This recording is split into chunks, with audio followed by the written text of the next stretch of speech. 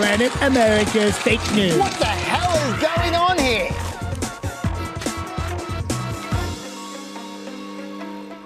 Hello and welcome to Planet America. I'm John Barron. And I'm Delano. This week, a surge in illegal immigration just as Congress condemns the president's national emergency. Illegal immigration is simply spiraling out of control and threatening public safety and national security. I'll be looking at just how big a planet America is. And in the History Department, with so much talk about a Green New Deal, I'll be looking at the original New Deal. They called that one socialism too. And there are 2 more presidential candidates. That makes 173 of them. But first, the news.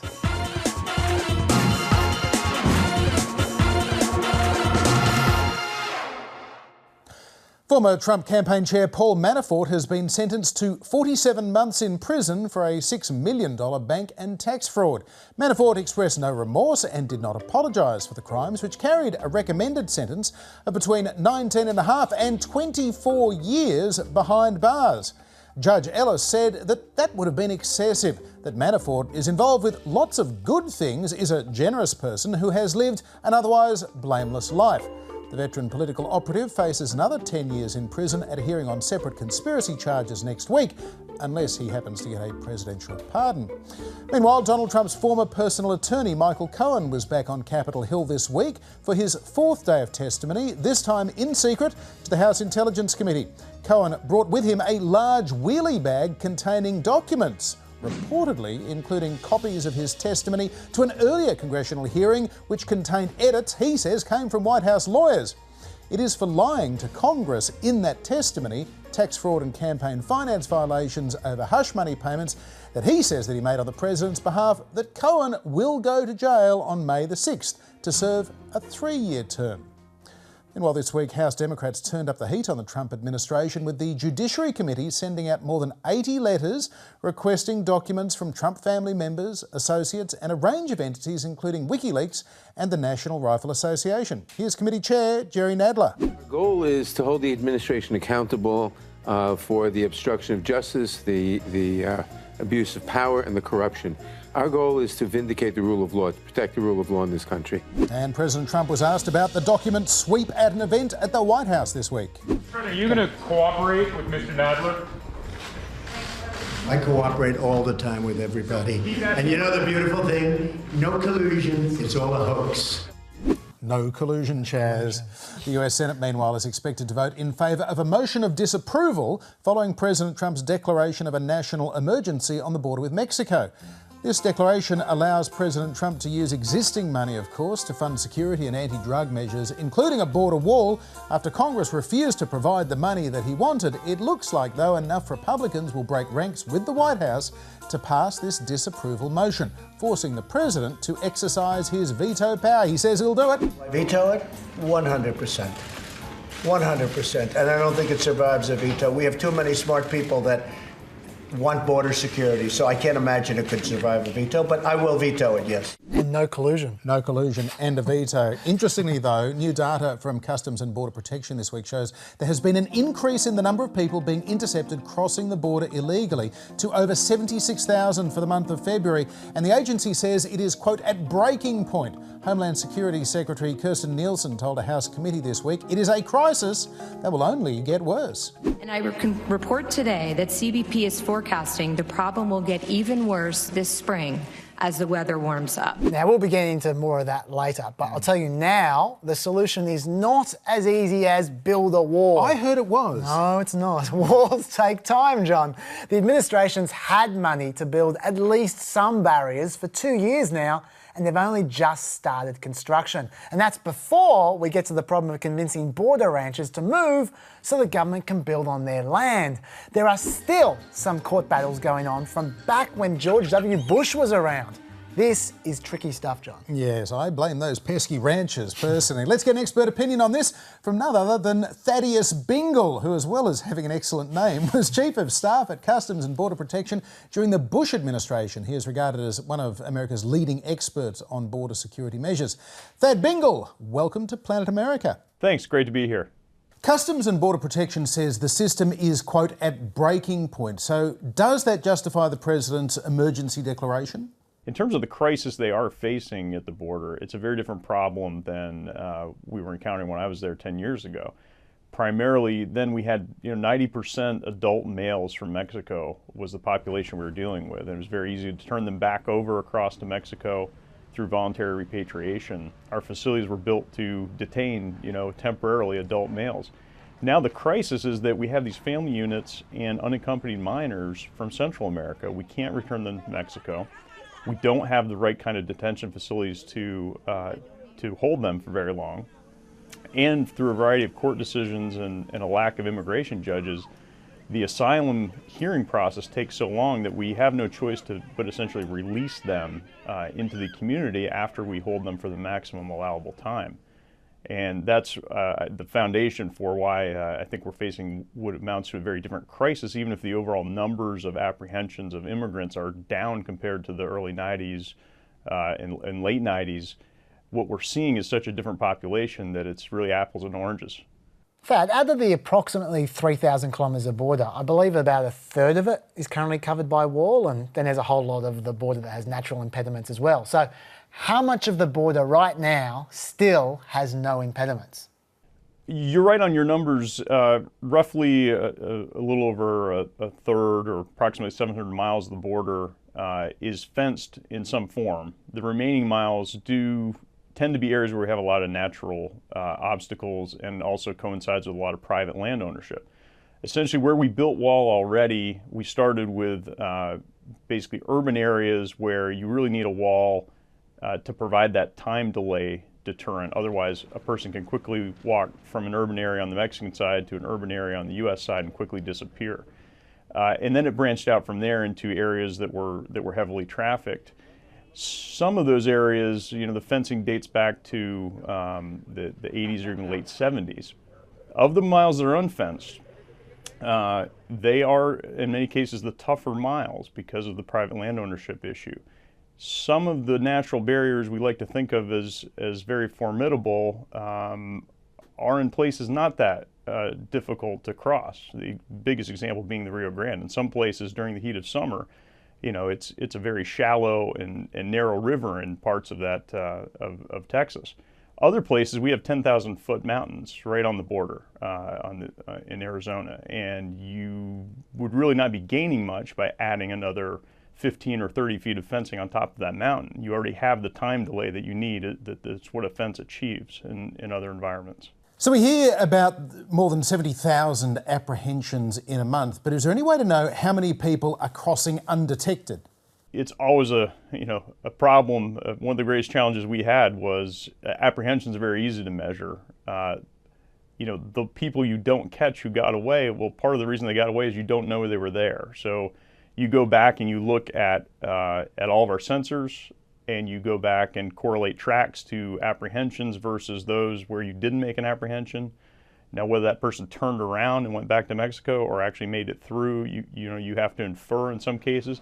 In the areas where we have some very robust fencing and sensors, we can pretty much determine, that we have a 98% effective rate in some cases, based on the fact that almost that entire section of border is under some sort of video surveillance, other sensors.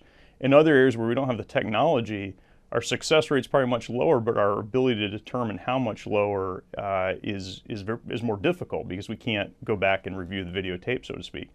I would say, as a general rule, there's probably no area where we're catching 100%, and there's probably no area where we're, catching less than today, probably 60 or 70%. Okay, so let's say everything went perfectly for Trump. Dream run, as much funding as he wants. How much new wall could be built during the rest of Trump's first term? Well, I think there's two things they could do.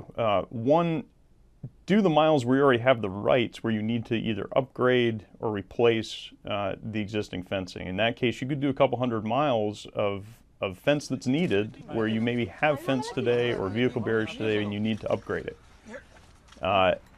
While you're waiting for these land use issues in these other areas of Texas where you want to build. So if everything went perfectly, if you pursued that strategy and money was no object, you still would be lucky by the end of this current first term, I think, to get to, say, 300 miles in a very optimistic scenario, with a lot of that being replacement miles at this point in the presidency. Now, Thad, we've been using terms like wall, fence and barrier quite interchangeably, but is there one that is better than the others in terms of effectiveness and cost? Well, we looked at it as you're trying to balance all of those things. Effectiveness of the design to withstand both attempts to climb it or dig underneath it, or for vehicles to crash through it. You're balancing the cost and the ease of construction, and you're also balancing factors like we've heard the president kind of come around to what we discovered probably years ago about the Border Patrol's preference, that they like the designs that are the steel with slats so that they can actually see what's on the other side, as opposed to a concrete or even this landing mat fence that you can't see through.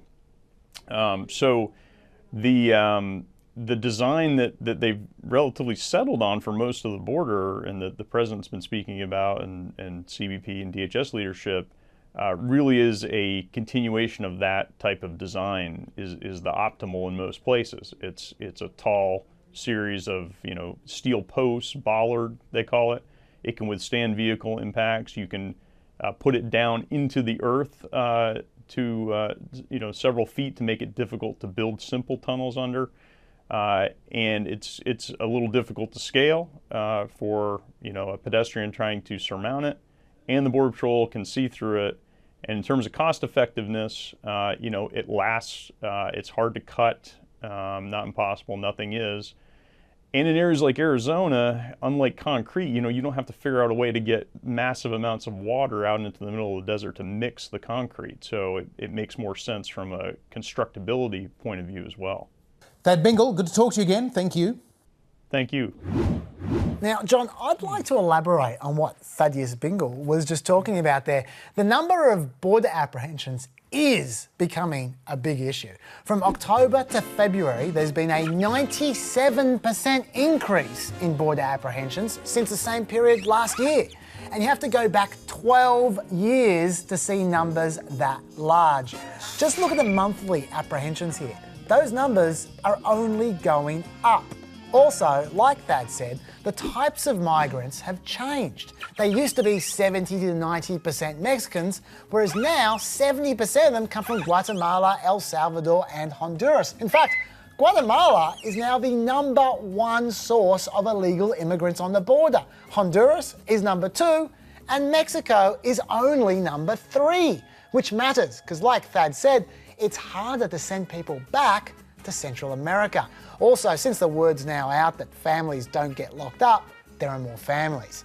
75,000 family units in fiscal year 2017, 107,000 family units in fiscal year 2018, and 136,000 family units just in the first 5 months of this fiscal year. Families and kids are now 65% of all apprehensions and increasing rapidly. Finally, migrants are increasingly seeking asylum. So walls mean nothing to them, they just turn themselves in at the checkpoint. In the 2017 fiscal year, there were 55,000 credible claims of fear. In the 2018 fiscal year, there were 92,000. Who knows how many there are now? So, what do? By law, you can't turn legitimate refugees away. By law, you can't lock up kids indefinitely, and no one's going to be separating kids from their families again in a hurry. But if you release asylum seekers into the community while they wait for their court date, a certain number of them are going to disappear. Meanwhile, people smuggling is becoming a huge money spinner for the Mexican cartels. And if the 4 major Mexican cartels were a country, they'd be one of the 10 richest countries on earth. So they're hard to beat.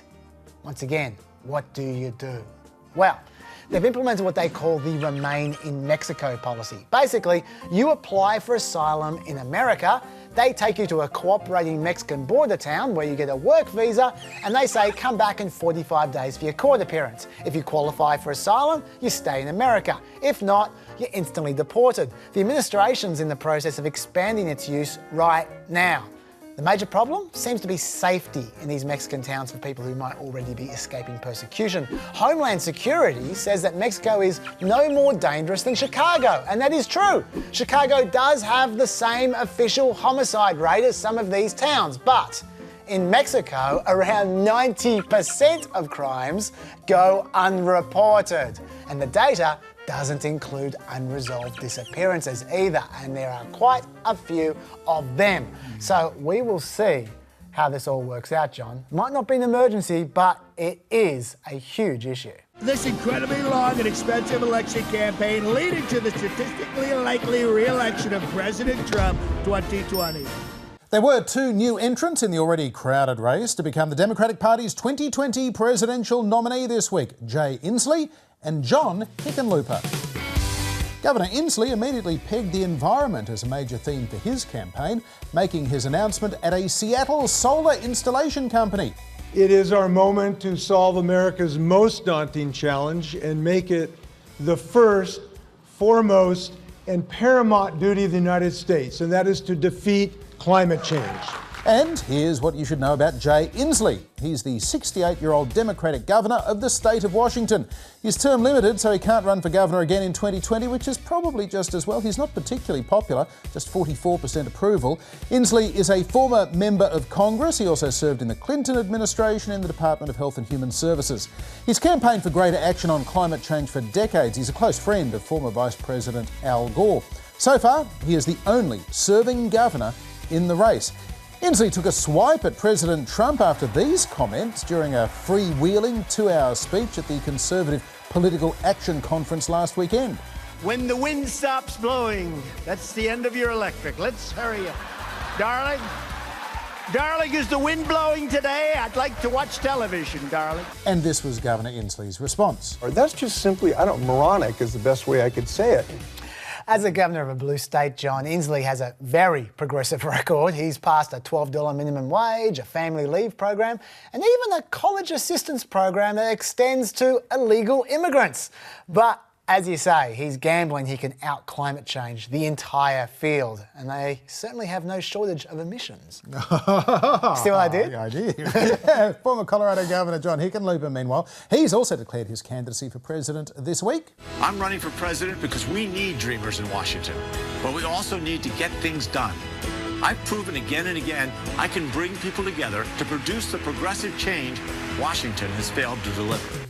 Hickenlooper is 67 years old. He was limited to 2 4-year terms as Colorado governor. Before that, he was the mayor of Denver. He's also a geologist and an entrepreneur, opening a string of craft beer pubs in the 1980s. As governor, Hickenlooper had a reputation as something of a pragmatist who worked in an effective bipartisan way, bringing health care to most people in the state and legalising pot. Though important to note, he did have some personal concerns with that. If elected, Chaz, John Hickenlooper would be only the second president with a 4-syllable surname. After, can you guess? I can, it's written right there. Eisenhower. Correct. Yay! Correct, auto cue. But you don't have to guess much about Hickenlooper. He is going for one of those why can't we all just get along campaigns. In fact, he's worked so much with Republican John Kasich that there's been endless speculation that they might run on a joint ticket. See what you did there? Unintentionally. Despite passing universal background checks and a ban on high-capacity gun magazines, he's certainly the most conservative person in his field. In fact, he's cozied up to oil interests so much that he famously once drank fracking fluid to prove it's safe. Who hasn't done that? Oh, we all have, John. I'm not sure he's got much of a shot in the lefty bidding war, John. Although, having said that, at least we might get some cute ads. I'm John Hickenlooper, and I guess I'm not a very good politician because I can't stand negative ads. Every time I see one, I feel like I need to take a shower. And you see a lot of them. With all the challenges we face, Colorado needs a governor who brings people together, to create jobs and cut government spending. It's why I won't run negative ads. Pitting one group against another or one part of Colorado against another doesn't help anyone. And besides, we need the water. He's worried about water, but he's not worried about getting all those clothes wet. Former New York City Mayor Michael Bloomberg, meanwhile, has announced he will not be running for president. The billionaire was first elected mayor as a Republican, then as an independent. He's now a moderate pro-business Democrat. He has warned against a leftward shift that he's seeing in the party now. He's pledged to spend about $500 million on next year's election, whether he was actually running or not. Polls have shown, though, that Michael Bloomberg was struggling to attract a lot of support, getting about 2.5% in the average of polls, Chaz. Yeah, but he's not just spending on the election, John. He's apparently going to sink some serious cash into a Beyond Carbon campaign, through which he plans to retire every single coal-fired power plant over the next 11 years, and to launch a grassroots effort to move America to a 100% clean energy economy. He's a one-man Green New Deal all on his own. Yeah, so they did spend an awful lot of money trying to ban guns, and that didn't really work out. Ohio Democratic Senator Sherrod Brown has also announced this week he will not be a candidate for president. Brown has been on what he called a dignity of work listening tour of early voting primary states. That fueled a lot of speculation. He's getting set for a White House bid. Brown won re-election by 7 points last year in Ohio. That was a state that Donald Trump won by 9 points. Brown tweeted this morning that he will do everything he can to elect a Democratic president in 2020 and a Democratic Senate, but that the best place for him to do that is from the Senate. But that won't stop speculation that he'll be high on anyone's list for vice president next year, but that would almost certainly see Republicans pick up his Ohio Senate seat. So maybe he really will stay put because of that. Yeah, basically no Democrats have won statewide office in Ohio for like 10 years, apart from Sherrod Brown. So that brings to 14 the number of candidates vying to be the Democratic nominee in 2020. Although technically there are dozens more, 14 are being taken fairly seriously. Former Congressman John Delano, who started running in the middle of 2017 and still gets an asterisk in most polls. Former tech executive Andrew Yang, similarly obscure, but has some interesting ideas on things like a basic income. Oprah's spiritual advisor and author Marianne Williamson is running too. Then come the senators who are taken rather more seriously. Senator Elizabeth Warren, Kamala Harris, Cory Booker, Amy Klobuchar and Bernie Sanders. Senator Kirsten Gillibrand has formed an exploratory committee, not doing so well in the polls, as has Mayor Pete Buttigieg of South Bend, Indiana, and former Mayor Julian Castro of San Antonio, Texas. Also in this race, Representative Tulsi Gabbard of Hawaii.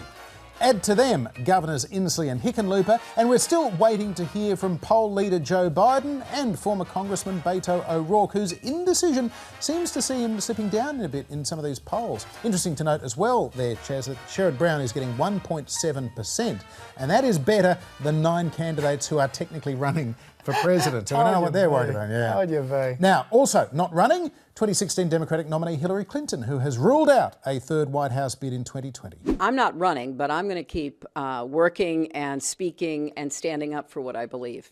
And the former Secretary of State says she has warned Democratic candidates this time round, do not underestimate Donald Trump. And I've told every one of them, don't take anything for granted, even though we have a long list of real problems and broken promises from this administration. As for Donald Trump, he could not resist taking another swipe at his old rival on Twitter.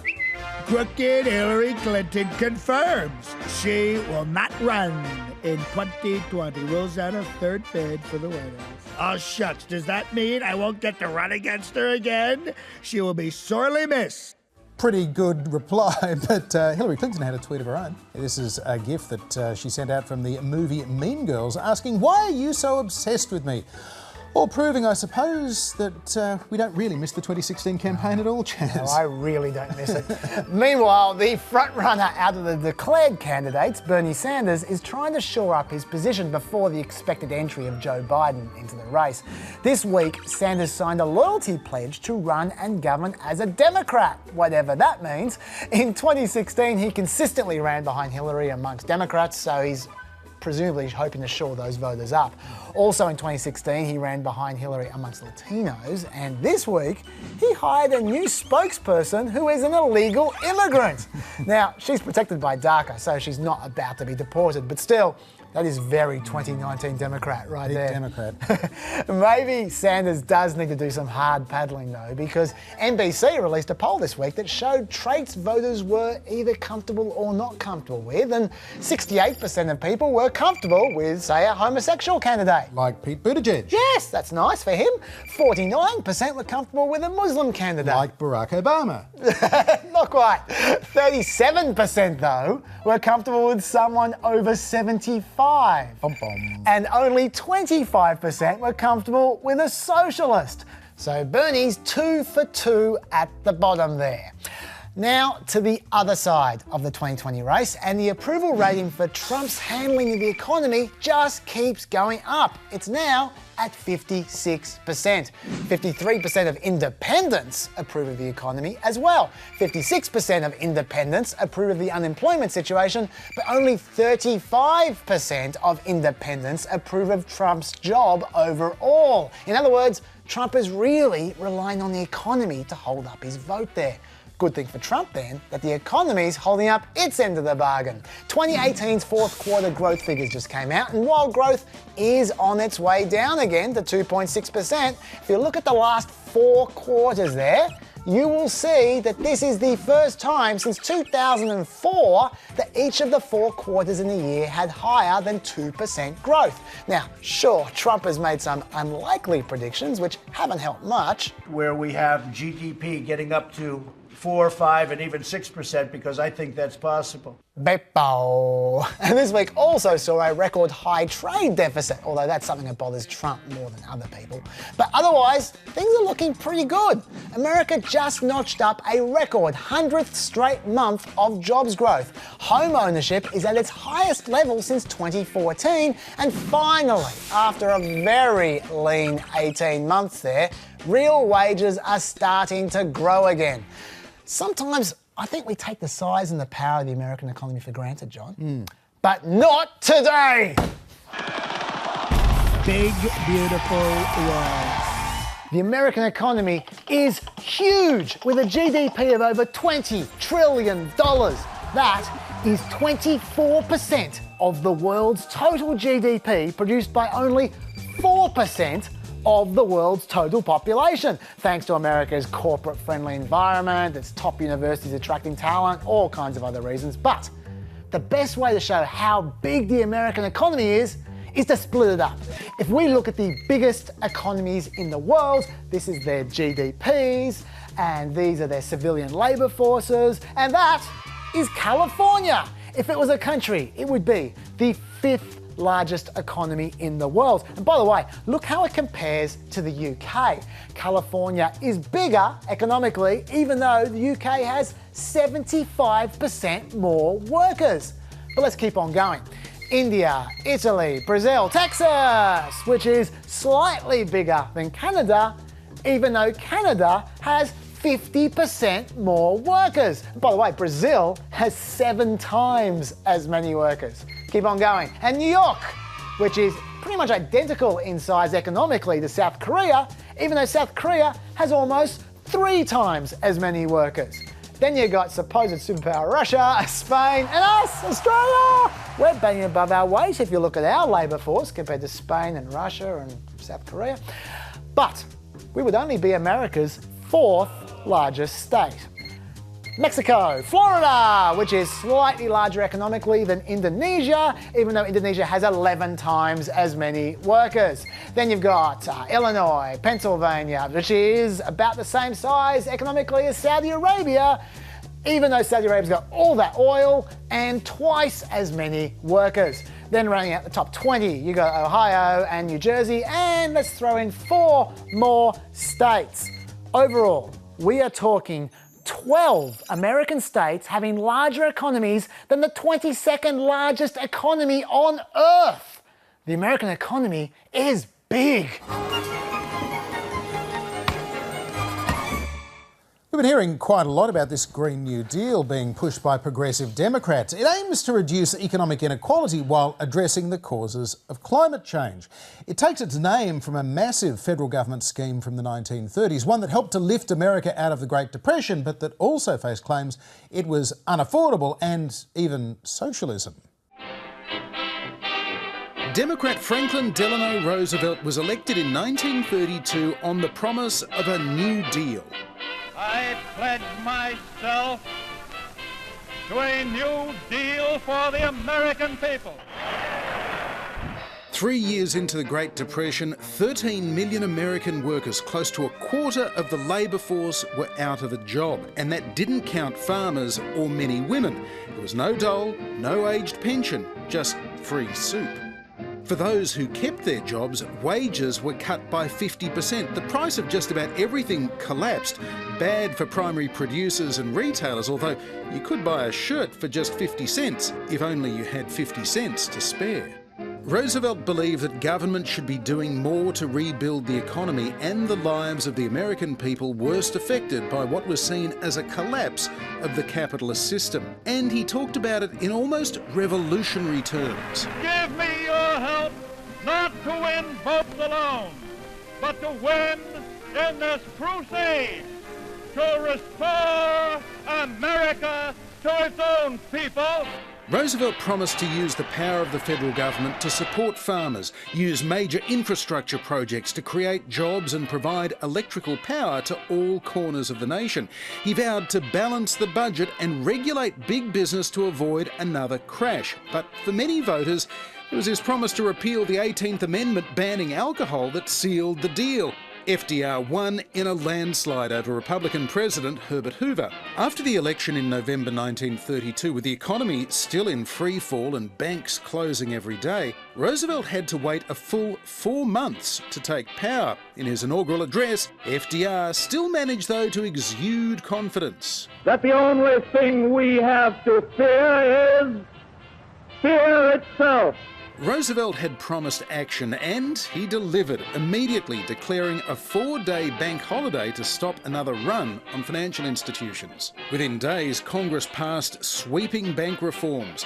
Then came new industrial laws to allow workers to unionise and collectively bargain for better wages and conditions, as well as a $12 a week minimum wage.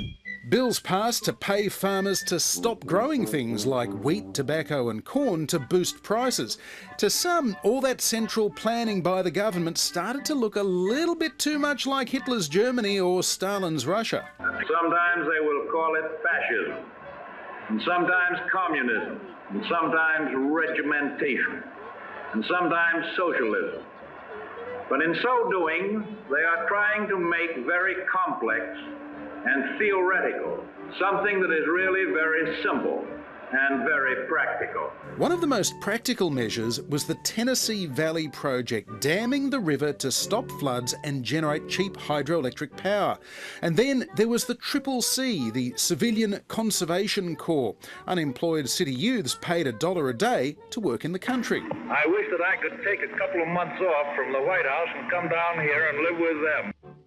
And all of that was done in Roosevelt's first 100 days in office. The New Deal, though, was just getting started. In 1935, Roosevelt unveiled his boldest proposal yet: Social Security, an aged pension and unemployment benefits. We have tried to frame a law which will give some measure of protection to the average citizen and to his family against the loss of a job and against poverty-stricken old age. Federal employment programs continued to grow. The Works Progress Association, or WPA, employed more than 8 million Americans to build roads and bridges, public schoolhouses and post offices, and they employed artists to adorn them with paintings and murals. Heading into the 1936 election, Republicans claimed the New Deal had gone much further than promised. Well, there's the end of the Democratic platform, smashed to smithereens. Lower taxes, balanced budget, sound money, government, economy, all kicked into the discard. Voters disagreed. FDR was re-elected in another landslide, but the late 1930s saw another recession and a political reversal for Roosevelt. After the Supreme Court blocked some of his key New Deal measures, FDR threatened to expand their numbers to give the court a Liberal majority. Some wondered whether their president was becoming a dictator. Roosevelt backed off. The United States of America was suddenly and deliberately attacked It was the Second World War that finally ended the Depression, and government workers went from building roads to building ships and tanks, and eventually fighting on the front lines. But while programs like the WPA ended, Social Security stayed, and in the decades that followed were expanded to include Medicare and Medicaid for the poor and elderly. The new bill expands the 30-year-old Social Security program to provide hospital care, nursing home care. And now, more than 8 decades since the New Deal began, debate continues about how large a role government should play in the economy, employment and healthcare. Green New Deal, right?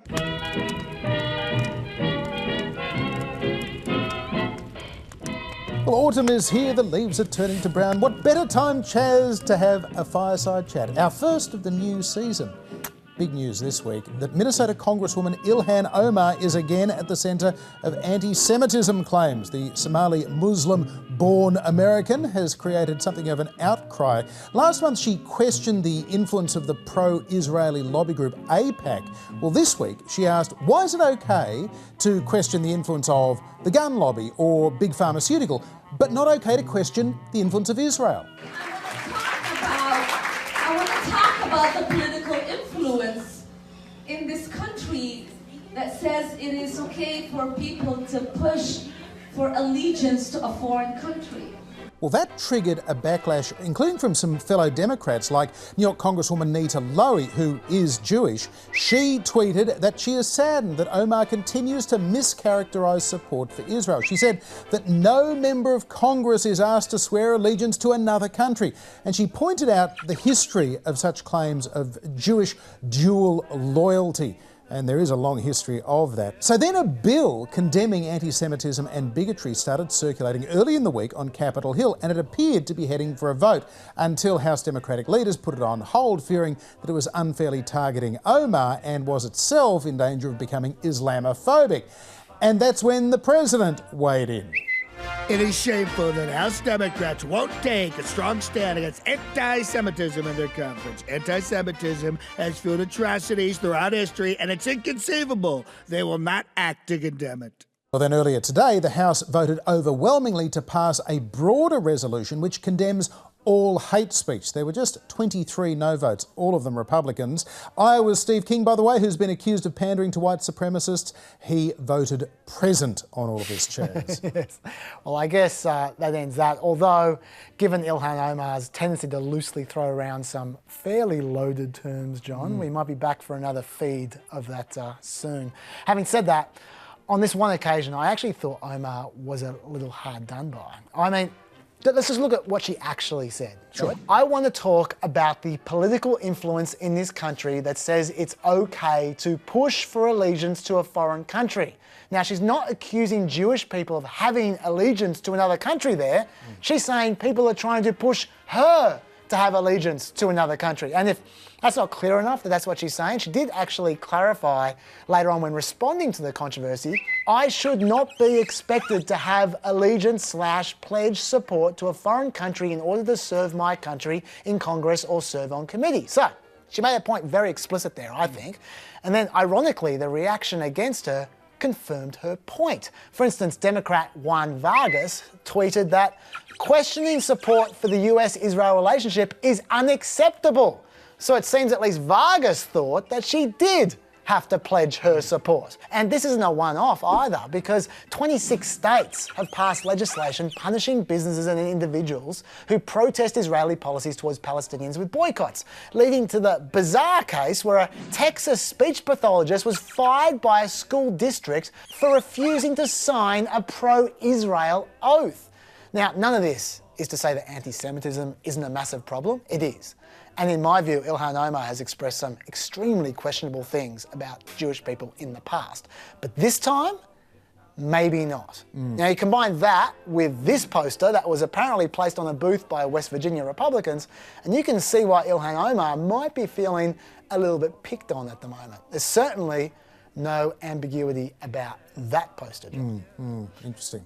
Now, what is curious about this is that there has been a complete conflation between the notion of anti-Semitism and somebody being anti-Israel. We do know that Ilhan Omar would consider herself pro-Palestinian. And like a number of American politicians over the last 30 or 40 years, including the likes of Jesse Jackson, she says, why are we automatically, reflexively pro-Israel, anti-Palestine, and why can't we separate out these claims of anti-Semitism?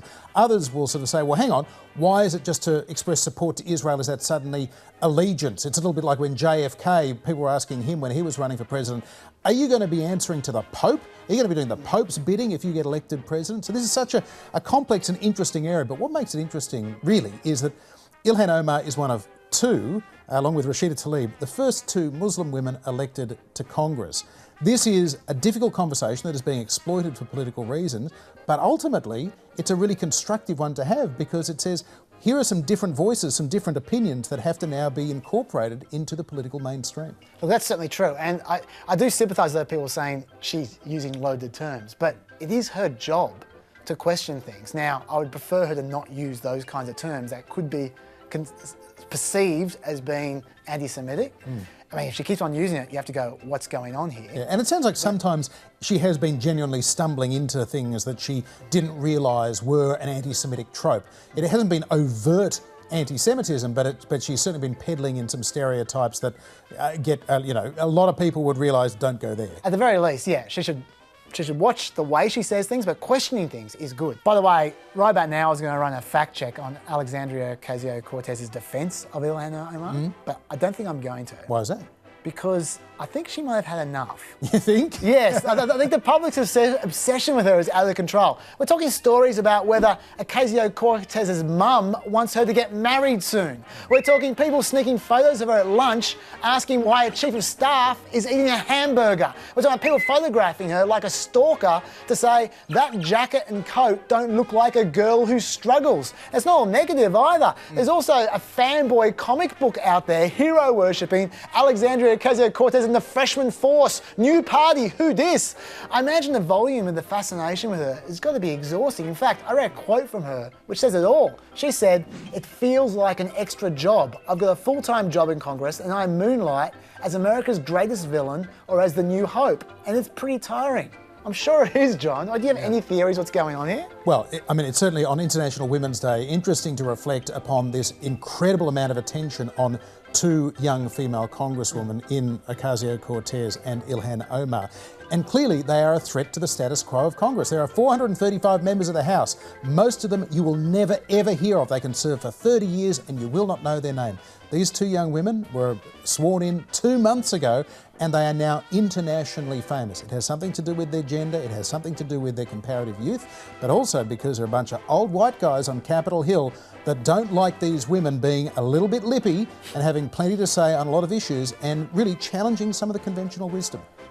On that. Yeah, we're out of time. But we'll see you back here for another trip to Planet America at the same time next week. Well, actually, John, they're all heading now straight to Facebook or iView to see our extra. We're going to keep talking. And our extended interview with the wall guy. It's a good one. And then they're going to head straight to YouTube where they'll watch our show all over again. What a busy night they've got ahead of them. Type in ABC News, they'll click and they'll scroll down just like that. And maybe they'll leave a nice comment. My mum reads it. Okay, bye-bye.